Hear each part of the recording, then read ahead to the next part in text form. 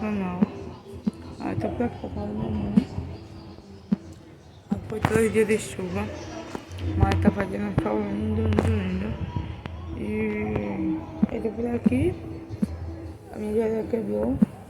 Foi na terça-feira, parece, foi na quarta. O lugar dela vazou. Aí eu vou...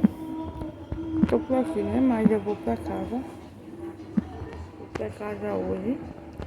Porque aqui não tem cama suficiente pra eu e mamãe tá dormindo aqui. Aí eu vou pra casa, mas pertinho, na mesma cidade. Mas eu mudo o bairro. Mas é pertinho. Aí hoje eu vou pra casa.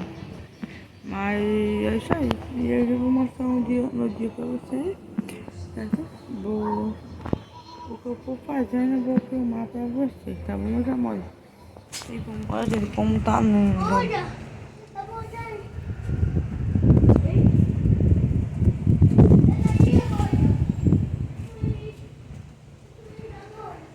É isso.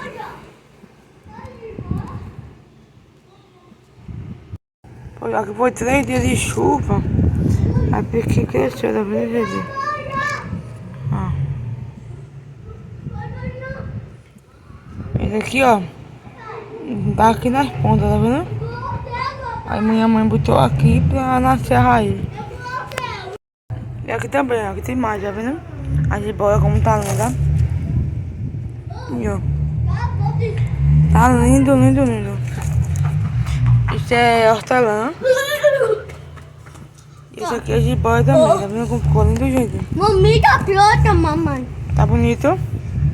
Sim.